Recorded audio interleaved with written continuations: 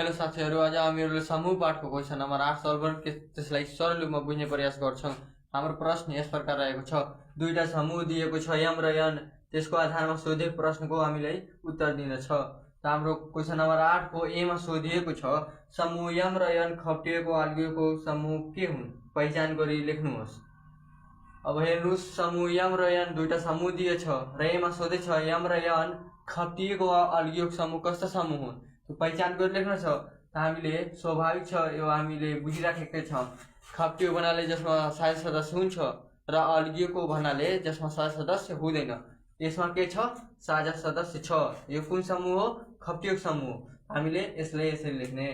Question number 8 को ए को चाहिँ यसरी लेख्ने। समूह m र n खप्टिएको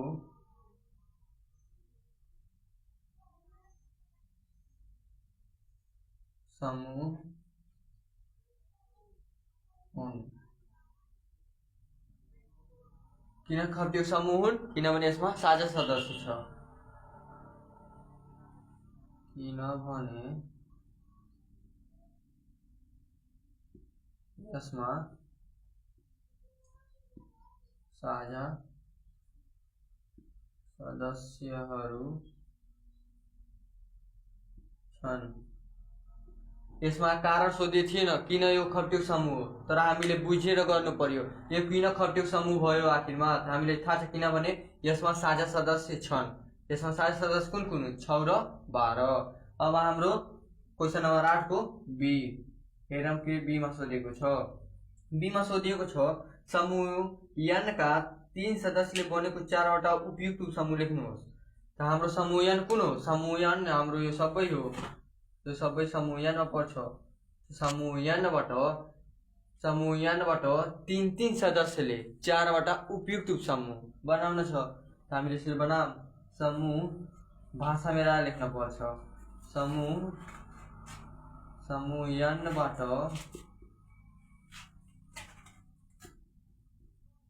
3 सदस्यले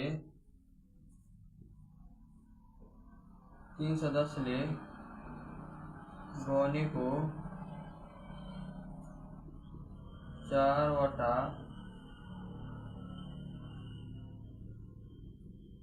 उपयुक्त उपसमूह। यसरी लेख्ने हामी। हाम्रो समूह पहिला हामी बुझ्नको लागि n को यहाँ लेखिदिउँ। n मा के छ, n बराबर हाम्रो के छ, n मा 6 6 12 6 18 24 छ। यहाँ लेख्ने 6 12 18 24। यो चाहिँ हाम्रो समूह n मा छ। n बाट 3 सदस्यले बन्ने 4 वटा उपयुक्त समूह हामीले 3 सदस्यले बनाइदियौँ। पहिला 6 12 18 6 12 18 हाम्रो 3 वटा सदस्य हुन पर्यो। 1 2 3 3 वटा सदस्य यसमा पनि छ। 3 वटा सदस्य मिलाएर बनाउने हो 4 वटा उपयुक्त समूह। अब 3 6 12 18 भयो। अब 6 12 24 6 12 24। अब 6 18 24 यो त भयो। अब यसको छ 6 18 24 6 18 24। अब यो 3टा अब एउटा अरू 12 18 24 12 18 24। हाम्रो के हुन्, समूह n बाट 3 सदस्यले, यो सबैमा 3 वटा छ। 3 सदस्यले हामी 4 वटा उपयुक्त समूह बनायौं। यसरी हामीले बी पनि गर्यौं। अब क्वेसन नम्बर 8 को सी नम्बर गरौँ। सी मा सोधिएको छ समूह m बाट कुन सदस्यहरू हटाउँदा समूह m र n अल्गिएको समूहहरू हुन्छन्। सोधेको छ प्रश्नले यसरी। हाम्रो त समूह n मा यो सबै पर्छ। n मा 3 6 9 12 15 सबै पर्छ र n मा पनि 6 12 पर्छ, यानी कि 6 12 के छ, साझा छ। त प्रश्नमा सोधेको छ सी मा m बाट समूह m बाट कुन सदस्य हटाउँदा समूह m र n अल्गिएको समूह हुन्छन्। स्वाभाविक छ, जब हामीले यो दुवै 6 र 12 दुवैमा छ र यो साझा पनि हो, यानि कि 6 र 12 हटाउँदा समूह एमबाट 6 र 12 सदस्य हटाउँदा समूह एम कस्ता समूह हुन्छ? अलियोग समूह हुन्छ। हामीले यसो लेखिदिने समूह एमबाट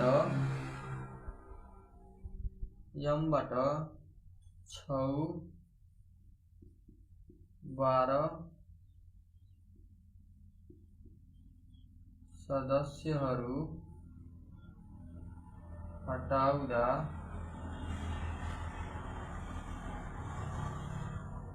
समूह एम र एन अल्गिएको समूह हुन्छन्। यसरी हामीले क्वेसन नम्बर 8 को एबीसी सरल गरी त्यसलाई सरल रूपमा बुझ्यौं। यदि तपाईहरुलाई क्वेसन नम्बर 8 मा कुनै स्टेप कठिनाई वा नबुझेको छ भने तपाईहरुले कमेन्ट गर्नुहोला र यस भिडियोलाई लाइक सब्स्क्राइब गरिदिनु होला र अर्को भिडियोमा हामीहरु अर्को क्वेसन सल्भ गर्ने छौं। धन्यवाद।